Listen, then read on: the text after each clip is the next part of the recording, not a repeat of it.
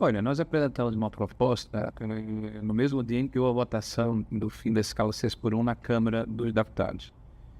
E o fizemos principalmente porque acreditamos que essa discussão, uma discussão importante, tem méritos, né, aconteceu de forma atabalhoada, assodada e com um viés claramente eleitoral. Nós não podemos tratar os desiguais de forma igual. Existe no Ministério do Trabalho uma classificação das ocupações, ou seja, dos tipos de trabalho que existem no Brasil, que são mais de 2.400, né? São 2.420 CBOs, classificação brasileira de ocupações.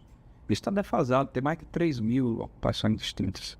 Não dá para você tratar quem trabalha numa padaria da mesma forma que você vai tratar alguém que trabalha numa oficina mecânica, ou numa indústria de transformação, ou no escritório de advocacia, ou num salão de cabeleireiro. Cada uma dessas atividades tem uma especificidade, tem uma escala diferente, tem uma forma diferente de tratar os bens e serviços que são gerados por essa atividade. E o governo, nesse afã de se reconectar com a sociedade, de buscar popularidade, está fazendo com que o debate não ocorra com a responsabilidade que esse debate determina, obriga. Nós estamos mexendo com o mundo do trabalho. Isso não é pouca coisa. No mundo inteiro, onde houve, de uma forma tranquila, a diminuição da jornada, isso se estabeleceu pelo aumento da produtividade, pela melhoria da qualificação da mão de obra, pela inovação tecnológica, por novas formas de produção, não pela caneta de quem quer que seja. Via de regra, quando isso ocorre, principalmente sem um prazo razoável para que haja uma maturação, uma decantação do processo, né, isso vai gerar, não tenho dúvida nenhuma, desemprego, contrabando, precarização do trabalho, clandestinidade e, sobretudo, perda de competitividade do Brasil em relação a outros países. É sempre bom lembrar que nós estamos com um fenômeno recente, fruto do custo do Brasil. O Paraguai, que sempre foi o patinho feio da América do Sul, já recepcionou mais de 300 empresas brasileiras, né? Isso porque nós temos um custo muito alto, né, na contratação de trabalhadores, na questão tributária, na falta de previsibilidade jurídica, e isso pode ser acelerado pela maneira como esse projeto está tramitando. Então, nós defendemos que haja responsabilidade nessa discussão, por isso que apresentamos o projeto com 41 assinaturas, quer dizer, a maioria do Senado da República. Como apresentamos o projeto antes que o projeto do governo chegasse ao Senado, e já houve o despacho do presidente da CCJ, nós acreditamos que ele vai tramitar, pelo menos de forma concomitante, ao mesmo tempo que o projeto do governo. É normal que um seja pensado ao outro, para que nós possamos fazer um confronto de ideias. Basicamente, o que nós propomos é que haja liberdade, ou seja, jornada flexível, estabelecido teto de 44 horas, para baixo, ok, não para cima. Né? Livre negociação entre as partes, quer dizer, você se adequa à sua necessidade, e pagamento de horas trabalhadas, levando em consideração sempre a proporcionalidade de todos os direitos do trabalhador que estão mantidos no nosso projeto e estão elencados no artigo 7º da Constituição. Férias, 13º proporcional, fundo de garantia, licença maternidade, paternidade, multa do fundo de garantia, tudo que está na Constituição, no artigo 7º, preservado. O que é que nós propomos com isso? Que haja uma discussão séria a respeito desse assunto. Não dá para tratar o mercado de trabalho brasileiro como se nós estivéssemos preocupados apenas em ganhar as eleições. Aliás, o PT é pródigo nesse aspecto. Recentemente, o Lula apresentou a taxa das luzinhas em 20% de taxação para produtos que vêm de fora do país para cá. Agora, ele, premido pela opinião pública, mudou de ideia e disse que foi mal aconselhado pelo Haddad. Né? É muito leviandade da parte do presidente da República agir dessa forma, e principalmente sem gerar contrapartida para as empresas locais, que pode também diminuir a competitividade das empresas, porque as empresas estão chegando aqui e não pagam impostos, vão chegar muito mais baratos e podem desempregar pessoas. O Lula, agora há pouco tempo, regulamentou as bets, né? O que permitiu um acréscimo extraordinário da arrecadação do governo federal. E agora ele vem a público dizer que foi mal aconselhado. e que as bets fazem mal à população brasileira, né? Esse é o governo que instituiu mais de 30 novos impostos, né, que gera instabilidade, imprevisibilidade, insegurança jurídica. E este governo agora, né, vem a público de uma forma assodada para tentar mudar a questão da jornada e na mesma lei mexe em escala. Não tem na literatura mundial uma lei em que a escala e a jornada estejam ao mesmo tempo elencadas. Por que eu digo isso? Porque esse é o principal problema. Além de não haver uma decantação, uma gradação na implementação dessa nova jornada, ele confunde alhos com bugalhos, ou seja, estabelece a mesma escala de trabalho para 2.420 ocupações diferentes que existem no Brasil de forma oficial. Então, esse governo, além de ser irresponsável e leviano, é incompetente, desastrado, atabalhoado, tudo em nome de manter o PT no poder. E o Brasil é um mero detalhe. Eu tive a primeira conversa com o presidente Davi, eu acho que no dia da votação, um dia anterior da votação do projeto na Câmara. Coloquei para ele que era importante que nós ouvíssemos a sociedade brasileira e o setor produtivo, porque será o setor mais impactado por essa mudança. Né? O governo ele fechou os olhos, né? Tapou os ouvidos, né? E literalmente mergulhou de cabeça nessa ação sem se preocupar com as consequências ou com o resultado, preocupado apenas com a eleição, que é uma demonstração de muita irresponsabilidade. Aliás, isso caracteriza o governo do PT desde sempre. O Brasil, me permita, há 20 anos padece, quase 20 anos, com administrações sucessivas que nos tiraram uma série de oportunidades do PT. Né? Então, a conversa que eu tive com o presidente Davi foi nesse sentido, de que nós tivéssemos a possibilidade de fazermos um debate mais substancial, né? Verificando quais são os impactos. Aliás, o governo disse que não haverá impacto econômico, mas no projeto que aprovou, né, tem 2 artigos que vão na contramão do discurso, né, o que mostra a sua hipocrisia. Um de que poderá fazer um projeto de lei para mitigar eventuais efeitos nocivos ao micro e pequeno empresário, e o outro que determina que as grandes concessionárias de serviços públicos terão 1 ano para se adequar e terão aditivos contratuais para fazer o equilíbrio econômico-financeiro dos seus contratos. Isso certamente deve ter sido fruto de um lobby, né? Eu sinto muito, mas é muito impactante que apenas as grandes empresas concessionárias de serviço público, né, tenham sido privilegiadas nesse processo, né? Se não foi um lobby, mesmo que seja do bem, me pareceu assim, muita preciosidade do relator apenas esse segmento ser excepcionalizado por esse tipo de mitigação, tá? Então, nós aguardamos, na verdade, que o governo entenda que não são apenas as grandes empresas detentoras de processo ou concessões públicas que serão impactadas, mas todo o setor econômico do Brasil. Então, é necessário, por exemplo, que caso nós façamos uma diminuição da jornada, que seja esse o resultado final do processo de votação, que haja um escalonamento para que isso seja implementado. Recentemente, o Chile, a Colômbia e o México tomaram decisões nesse sentido. Em todos esses lugares houve quase 5 anos de implementação. 5 anos de implementação. E com efeitos mitigadores do processo junto à sociedade para evitar repasse de preço de bens e serviços para a sociedade.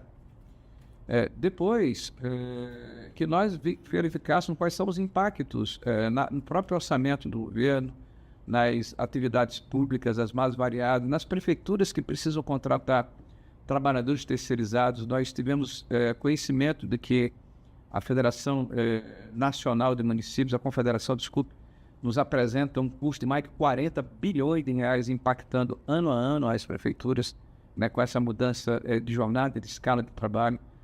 Então, tudo isso tem que ser levado em conta, não é apenas a eleição, né? Mas uma responsabilidade que cada um de nós precisa ter, como homens públicos, né, de nos debruçar sobre temas com essa importância, com a necessária preocupação e cuidado para que o resultado final não prejudique a sociedade, não prejudique o conjunto dos brasileiros, e principalmente os trabalhadores, que o PT diz que defende, mas na verdade os usa. Os usa, inclusive, com fake news os mais variados. Hoje, deputados da esquerda vieram a público afirmar que a nossa proposta leva em consideração uma escala de 7 por 0. são os mesmos deputados que apresentaram uma proposta em que eles conheciam um dos elementos mais elementares da matemática e da aritmética, que é a adição. Propuseram uma PEC dizendo que eram 36 horas por semana, 8 horas por dia, 4 dias de escala, dá 32, e apresentaram com 36, tem uma diferença de 4 aí. Então o pessoal que não sabe matemática também não sabe interpretação de texto. Porque nós preservamos lá a questão do descanso semanal remunerado, nós preservamos todos os direitos do trabalhador brasileiro, apenas permitimos a livre negociação. Agora, isso é mais um reflexo das políticas do PT. Veja como está ruim o ensino fundamental no nosso Brasil. Veja como está ruim o ensino de matemática, de português, que leva ao parlamento pessoas completamente desqualificadas do ponto de vista de condição cognitiva, que não sabem as 4 operações matemáticas, nem conseguem fazer interpretação de texto. Porque nós preservamos lá a questão do descanso semanal remunerado, nós preservamos todos os direitos do trabalhador brasileiro, apenas permitimos a livre negociação. Agora, isso é mais um reflexo das políticas do PT. Veja como está ruim o ensino fundamental no nosso Brasil, né? Veja como está ruim o ensino de matemática, de português, que leva ao parlamento pessoas completamente desqualificadas do ponto de vista de condição cognitiva, que não sabem as 4 operações matemáticas, nem conseguem fazer interpretação de texto. Nós vamos buscar essa conexão com a sociedade, explicar o que ocorreu, porque não houve discussão. O governo gastou, foi publicado hoje, mais de 80 milhões de reais, né, para alavancar um projeto de forma falsa, vendendo uma situação que não é verdadeira, né, de que isso significaria melhores condições de trabalho, mais saúde para o trabalhador. Se você perguntar ao trabalhador brasileiro que vai ser impactado por essa mudança, eu estou falando de pouco menos de 20 milhões, em 110 milhões de força de trabalho ocupada no Brasil, né? A grande maioria vai responder que vai usar esse dia extra para fazer um bico. Então o problema não é a jornada, é a deterioração da condição financeira desse trabalhador, impactado pelas políticas absolutamente equivocadas deste governo. Porque na hora em que o governo gasta mais do que arrecada, isso impacta nas políticas públicas, impacta na inflação, impacta nos juros que são cobrados à sociedade brasileira, impede que haja empreendimento, que haja novos negócios e, sobretudo, agride o trabalhador que precisa, que tem até 2 salários mínimos, comprar 70%, 80% do que precisa de gente de primeira necessidade logo quando recebe seu salário. Essas pessoas estão endividadas no Brasil, porque perderam o poder de compra no governo do PT. Mais de 80% desses trabalhadores já estão participando do segundo desenrola. É o segundo que o governo faz, porque enxugou gelo. A gente está tratando aqui de 3 tipos de dívida. A dívida do cheque especial, do crédito rotativo e do cartão de crédito, que são em média de 12% a 15% ao mês. A gente está falando de mais de 400% ao ano. Então, os bancos emprestam esse tipo de financiamento ao trabalhador brasileiro, que está precisando desesperadamente manter um determinado padrão de vida, porque eles estão financiando até conta de água e luz. Tá? Esse trabalhador toma esse recurso, não consegue pagar, porque ninguém paga um juros esplachante desse por mês. Tá? O governo faz, a cada 2 anos, está fazendo o seguinte, está fazendo um combinado com os banqueiros que ele disse que são seus adversários. Manda diminuir 60% ou 70% do volume da dívida, só que está preservado o capital inicial, acrescido de um juro razoável, reempresta ao cidadão que está endividado, esse cidadão oferece como contrapartida o seu fundo de garantia, que é remunerado a 6% ao ano, e toma um novo empréstimo a 26% ao ano, para de 12% ao mês. E o banco ainda tem a seguinte situação: se der tudo errado, ainda se socorre do fundo garantidor que o governo está querendo com 10 bilhões de reais. Então, é mais um presente que o governo dá aos banqueiros nesse Brasil. Nunca os banqueiros ganharam tanto dinheiro nesse país. Esse governo, além de responsável e leviano, é um governo que mente a sociedade brasileira.